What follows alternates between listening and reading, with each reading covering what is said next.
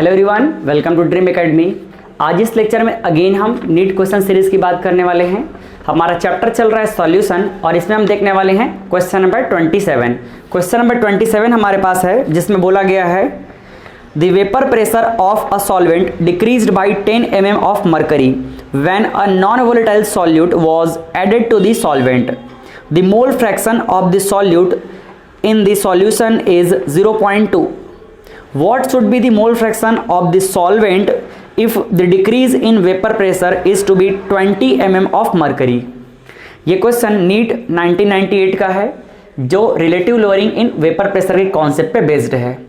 Relative lowering के concept में हमको अच्छे से पता है, जब हम किसी प्योर सॉल्वेंट में नॉन वोलेटाइल सॉल्यूट को ऐड करते हैं तो उससे बनने वाले सॉल्यूशन का वेपर प्रेशर डिक्रीज हो जाता है। इसी कॉन्सेप्ट पे ये क्वेश्चन है। इस क्वेश्चन में आपको बोला गया है पहले कंडीशन में जब हम नॉन वोलेटाइल सॉल्यूट ऐड करेंगे, जिस नॉन वोलेटाइल सॉल्यूट का मोल फ्रैक्शन है 0.2, तो उसकी वजह से वेपर प्रेशर में चेंज होगा 10 mm। फिर दूसरे कंडीशन में हम एक दूसरा सॉल्यूट ऐड करेंगे जिसकी वजह से होगा 20 mm का रिडक्शन। तो बताइए यहाँ पर जो प्योर सॉल्वेंट यूज किया जा रहा है उसका मोल फ्रैक्शन कितना है।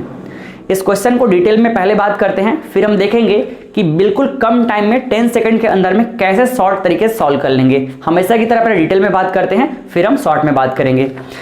क्वेश्चन के अकॉर्डिंग बात करें तो यहां हमें सॉल्यूशन फॉर्म करना है।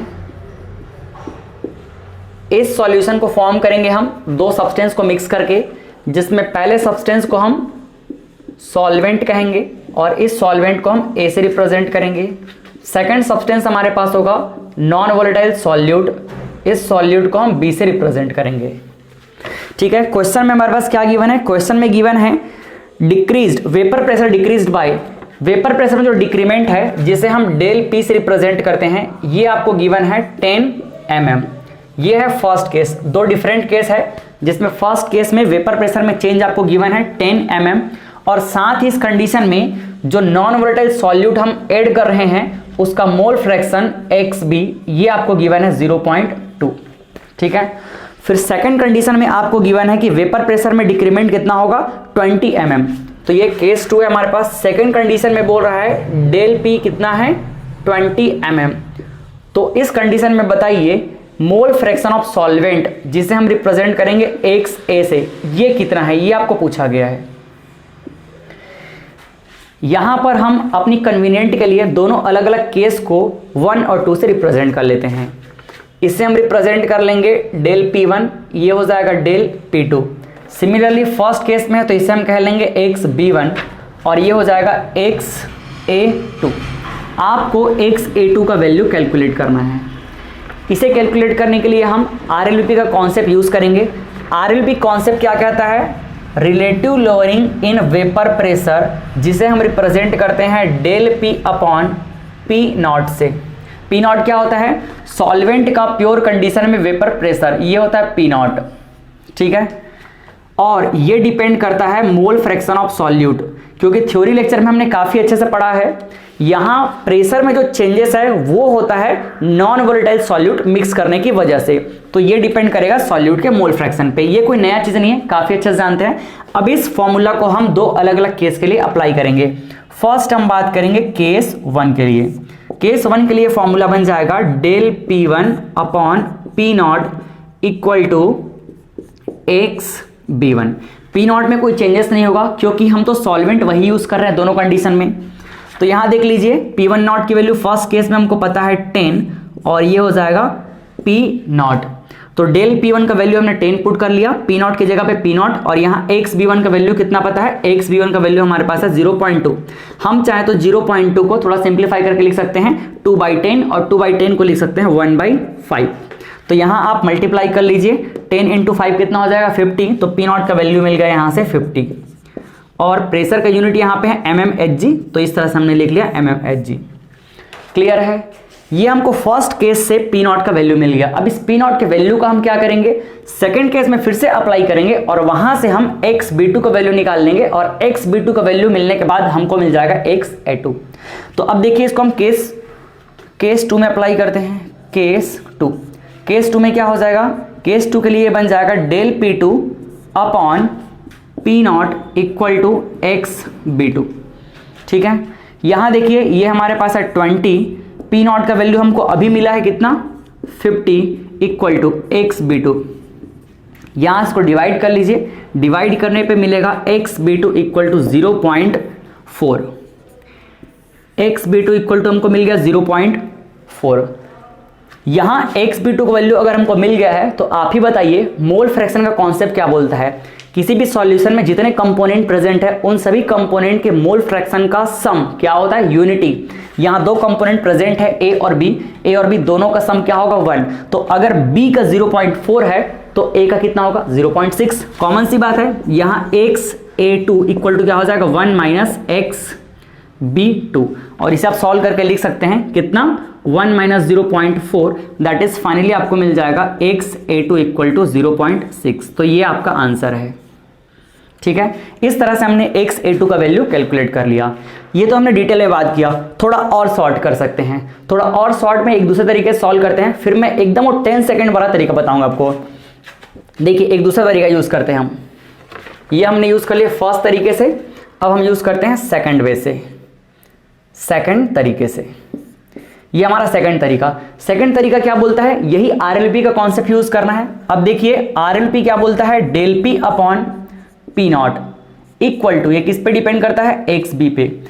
अभी हमको समझ आ गया कि यहां पर जो डेल पी में चेंजेस है ये सिर्फ डिपेंड करता है सॉल्यूट के मोल फ्रैक्शन पे, सॉल्वेंट पे डिपेंड नहीं करता है। सॉल्वेंट दोनों ही कंडीशन में सेम रहेगा, क्योंकि हम सॉल्वेंट जो यूज कर रहे हैं वो तो सेम ही रहेगा। तो क्या इसे हम ऐसा लिख सकते हैं, del P is proportional to x B लिख सकते हैं। और अगर हम ऐसा लिख सकते हैं तो फिर इसको हम दोनों अलग अलग कंडीशन के लिए 1 और 2 करके भी लिख सकते हैं। मीन्स हम इसे लिख सकते हैं del P two upon del P one equal to x B two upon x B one. यहां इन दोनों में प्रोपोर्शनल का रिलेशन है, तो इस तरह से भी हम लिख सकते हैं। ये कोई नया चीज नहीं है, आप क्लास 12th के स्टूडेंट है, बिल्कुल इन चीजों को आप समझते हैं। यहां पर हम कांस्टेंट यूज करके ऐसा लिखते हैं। चलिए अब देखिए यहां पर हमको P1 P2 del P1 del P2 का वैल्यू पता है, हमको एक्स B1 का भी वैल्यू पता है, तो हम यहां से एक्स B2 फिर से निकाल सकते हैं। जहां एक्स B2 मिला तो वहां हमको फिर से मिल जाएगा एक्स A2। अब देख लीजिए यहां पर एक्स डेल P1 का वैल्यू हमारे पास कितना है 20, डेल P2 का वैल्यू 20 पुट कर लिए, डेल P1 का वैल्यू हमारे पास कितना है 10। थोड़ा इसको मैं अच्छे से कर लेता हूं, 10 हो गया इक्वल टू एक्स B2, यही हमको चाहिए अभी। तो एक्स B1 का वैल्यू हमारे पास है 0.2। आप ये इसको सॉल्व कर लीजिए तो आपको एक्स B2 का वैल्यू मिल जाएगा। एक्स B2 का वैल्यू आपको मिलने वाला है अगेन सॉल्व करने पे 0.4, और 0.4 जब एक्स B2 का वैल्यू मिल जाएगा तो यहां से आप फिर से सॉल्व करके निकाल लीजिएगा एक्स A2, और एक्स A2 हो जाएगा 1 माइनस 0.4 दैट इज 0.6। तो ये इस तरह से हमने फिर से सॉल्व करके एक्स A2 का वैल्यू कैलकुलेट कर लिया। बट हम अपने टाइम को और भी शॉर्ट कर सकते हैं, और भी इजी तरीके से सॉल्व कर सकते हैं। देखिए कैसे करेंगे, हमको ये कुछ भी नहीं करना है, ये कुछ भी हमको सॉल्व नहीं करना है। अगर हम कंपटीशन एग्जाम की बात करते हैं तो इन सब को सॉल्व किए बिना भी हम बिल्कुल आसानी से वैल्यू कैलकुलेट कर सकते हैं। देखिए समझिएगा, हमारे पास एक सॉल्यूशन फॉर्म करना है। सॉल्यूशन को फॉर्म करने के लिए हमने एक सॉल्वेंट लिया जिसे हम A कह रहे हैं, और उसमें हम नॉन वोलेटाइल सॉल्यूट मिक्स कर रहे हैं जिसको हम B कह रहे हैं। ठीक, हमारे पास फर्स्ट कंडीशन में चेंज इन वेपर प्रेशर है 10 mm, और ये सॉल्यूट को मिक्स करने की वजह से आया है जिसका वैल्यू आपके पास है 0.2। क्लियर है, ये आपको माइंड में रखना है ये दोनों चीजें। ठीक है, जब हमारे पास वेपर प्रेशर में चेंज कितना है 10 mm है, तो उस कंडीशन में सॉल्यूट का मोल फ्रैक्शन है 0.2। अब क्या कर रहा है, क्वेश्चन क्या बोल रहा है, अब हमने ऐसा सॉल्यूट मिक्स किया जिसकी वजह से इसमें चेंजेस कितना हो गया 20। तो यहां से यहां का आप रिलेशन देखिए, पहले कंडीशन से दूसरे कंडीशन में क्या हुआ है ट्वाइस। क्या रिलेशन है, पहले कंडीशन में जितना भी चेंज था उसका ट्वाइस हो गया दूसरे कंडीशन में। तो ऑब्वियस सी बात है यहां हमने सॉल्वेंट भी तो ऐसा मिक्स किया होगा ना जिसमें ट्वाइस वाला मोल फ्रैक्शन होगा। तो इसे भी आप क्या कर लीजिए, ट्वाइस कर लीजिए। तो आपके पास नया जो मिलने वाला है एक्स B2, ये क्या हो जाएगा 0.4 इंटू 0.2 इंटू 2 कितना हो जाएगा 0.4। क्लियर है, तो यहां से हमने इस लॉजिक से, और ये प्रैक्टिकल लॉजिक है क्योंकि हमको पता है कि जो मोल फ्रैक्शन है किस पे डिपेंड, जो हमारा प्रेशर में चेंज है वो डिपेंड कर रहा है मोल फ्रैक्शन ऑफ सॉल्यूट पे। तो अगर प्रेशर में ट्वाइस चेंज हो रहा है, इसका मतलब हमने मोल फ्रैक्शन में भी क्या चेंज किया है, ट्वाइस चेंज किया है। तो यहां से हमको मिल गया सॉल्यूट का मोल फ्रैक्शन। अब सेकंड कंडीशन में जब सॉल्यूट का मोल फ्रैक्शन मिल गया तो सेकंड कंडीशन के लिए सॉल्वेंट का मोल फ्रैक्शन इजीली मिल जाएगा। कैसे, इन दोनों का सम क्या होगा 1, तो 0.4 अगर सॉल्यूट का है तो सॉल्वेंट का कितना होगा 0.6। ये हमको मिल गया आंसर इस तरह से। क्लियर है, कुछ भी किए बिना हम इजीली सॉल्व कर लिए। क्लियर है, चलिए इसे नोट कर लीजिए, फिर हम आगे क्वेश्चन की तरफ चलते हैं। चलिए अब हम देखते हैं क्वेश्चन नंबर 28। तो क्वेश्चन नंबर 28 हमारे पास है, vapour pressure of benzene at 30 degree Celsius is 121.8 mm when 15 gram of a non volatile solute is dissolved in 250 gram of benzene. Its vapor pressure decreased to 120.2 mm. The molecular weight of the solute, आपको पूछा गया है कि molecular weight of solute क्या होगा, और आपको given है molecular weight of solvent equal to 78।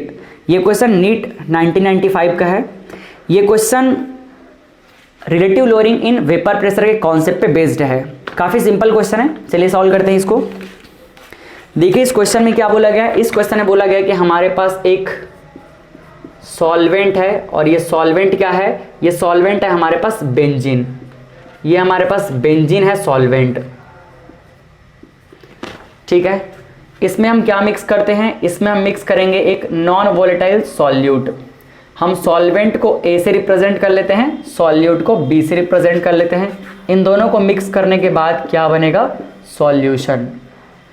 इसमें क्या क्या चीज़ें गिवन है, देखिए यहाँ पे, vapour pressure of benzene at 30 degree Celsius is 121.8।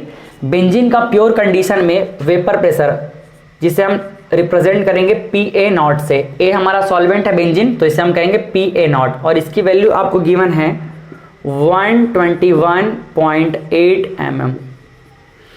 और क्या गिवन है, when 15 gram of non volatile solute, आपको सॉल्यूट का वेट गिवन है, तो ये हो जाएगा W, और इसे हम रिप्रेजेंट कर लेते हैं B से, तो WB कितना हो जाएगा 15 ग्राम।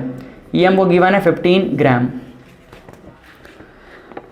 15 gram of non volatile solute is dissolved in 250 gram of benzene. आपको बेंजीन का भी अमाउंट गिवन है जिसे आप WA से रिप्रेजेंट कर सकते हैं, तो ये है 250 ग्राम। फिर आपको गिवन है its vapour pressure decrease to, अब इसका वेपर प्रेशर डिक्रीज हो गया, मतलब जब उसको सॉल्यूशन बनाए तो इसका सॉल्यूशन का वेपर प्रेशर जिसे हम PA से रिप्रेजेंट करेंगे, ये कितना डिक्रीज हो गया, ये डिक्रीज हो गया है, डिक्रीज होके बन गया है 120.2 mm, ठीक है। फिर देखिए आपको पूछा गया है the molecular weight of solute, इस सॉल्यूट का मॉलिक्यूलर वेट जिसे आप रिप्रेजेंट करेंगे MB से, ये कैलकुलेट करना है, ये हमारा क्वेश्चन है। और आपको गिवन है molecular weight of solvent means benzene का वेट जिसे हम रिप्रेजेंट करेंगे किससे, MA से, तो MA हमको गिवन है 78 यूनिट होता है ग्राम मोल इनवर्स या ग्राम पर मोल, ये हमको गिवन है। चलिए अब हमको कैलकुलेट करना है सॉल्यूट का मॉलिक्यूलर मास। इसके लिए हम RLP का कॉन्सेप्ट यूज करेंगे और वहां से इजीली मिल जाएगा। देखिए RLVP का कॉन्सेप्ट क्या बोलता है, RLVP जिसे हम रिप्रेजेंट करते हैं डेल P अपॉन P0, ठीक है। आप चाहें तो और सिंप्लीफाई करके लिख सकते हैं PA0 माइनस PA अपॉन ये हो जाएगा PA0, ठीक है। ये डिपेंड करता है किस पे, मोल फ्रैक्शन ऑफ सॉल्यूट पे, जिसे हम XB कहते हैं। इस XB को चाहें तो और अच्छे से हम लिख सकते हैं, कैसे, NB upon Na plus NB। But आपको पता है कि सॉल्यूट का नंबर ऑफ मोल्स सॉल्वेंट के कंपैरिजन में काफ़ी लेस होता है, तो हम यहाँ से नीचे से NB को डायरेक्टली इग्नोर कर सकते हैं, क्योंकि Na के कंपैरिजन में NB का वैल्यू काफ़ी लेस होता है। तो यहाँ हम लिख सकते हैं NB अपॉन Na। अब Na अपॉन NB को हम और सिंपल कर सकते हैं, वेट अपॉन मॉलिक्यूलर वेट के फॉर्म में लिख सकते हैं। तो यहाँ देखिए फाइनली मैं इन दोनों को इक्वेट करता हूँ। चलिए एक बार और लिख देता हूँ आगे मैं, यहाँ पर क्या हो जाएगा, NB को हम क्या लिख सकते हैं, NB को लिख सकते हैं यहाँ WB अपॉन MB। Na को क्या लिख सकते हैं हम, WA अपॉन ऊपर चला जाएगा, तो ये हो जाएगा Ma। ये कोई नया चीज़ नहीं है, हम इसको कई बार यूज़ करते हैं, थ्योरी में भी पढ़े हैं। तो अब देखिए हमारे पास जो यहाँ फॉर्मूला तैयार हो रहा है उसमें हमको सिर्फ इन दोनों को पिक कर लेना है, इन दोनों को रिलेट कर लेना है, इन दोनों को इक्वेट कर लेते हैं। यहाँ से हमको सभी वैल्यू पता है, फिर इजीली हमको ये जो Mb है इसका वैल्यू मिल जाएगा। देखिए यहाँ पे इन दोनों को मैं इक्वेट कर लेता हूँ, ये हो जाएगा PA0 minus PA upon PA0 equal to WB upon MB और ये हो जाएगा MAWA। ठीक है, वैल्यू पुट कर लेते हैं, फिर MB इजीली मिल जाएगा। यहाँ देख लीजिए कितना हो जाएगा, PA0 का वैल्यू हमको कितना पता है, ये है हमारे पास 121.8 माइनस PA का वैल्यू कितना है, PA का वैल्यू हमारे पास 120.2 अपॉन PA का वैल्यू देखिए 121.8 इक्वल टू WB का वैल्यू हमको कितना पता है, WB हमारे पास है 15, MA का वैल्यू कितना है 78, MB यही तो हमको कैलकुलेट करना है। WA कितना है, WA हमारे पास है 250 ग्राम। इसको सॉल्व कर लीजिए, सॉल्व करने के बाद इजीली हमको मिल जाएगा।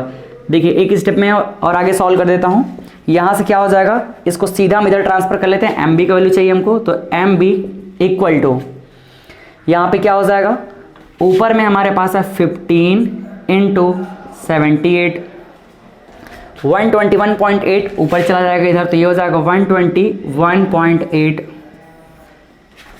फिर देखिए इन दोनों को माइनस कर दीजिए तो इसका वैल्यू मिल जाएगा 1.6, तो ये हो जाएगा 1.6, सीधा नीचे ले आते हैं इसको और ये हो जाएगा 250, यहीं पे रहेगा 250। आप सॉल्व कर लीजिए, सॉल्व करना आपका काम है। यहाँ पे जैसे ही सॉल्व करेंगे आपको इसका वैल्यू मिल जाएगा। इसका वैल्यू आपको मिलेगा, मैंने पहले ही सॉल्व किया है, 356.2 और यूनिट क्या होगा, ग्राम पर मोल। ये आपको वैल्यू मिल जाएगा। ये है number of moles of solute. ये जो है हमारे ऑप्शन ए को मैच करता है, तो इस तरह से हमको पता चल जाएगा कि ये ऑप्शन ए हमारा आंसर है। क्लियर है? तो इस तरह से हम सिंपली इस क्वेश्चन को सॉल्व कर सकते थे। फॉर्मूला बेस्ड क्वेश्चन था, इसमें कुछ भी नहीं करना था। चलिए बात करते हैं अगले क्वेश्चन की, नोट कर लीजिए आप। अब हम अगले दो क्वेश्चन को एक साथ सॉल्व करेंगे। दोनों क्वेश्चन का कॉन्सेप्ट सेम है, एक ही कॉन्सेप्ट पे बेस्ड है। तो क्वेश्चन नंबर 29 और 30 दोनों को एक साथ सॉल्व करेंगे। चलिए क्वेश्चन नंबर 29 को पहले मैं रीड करता हूं।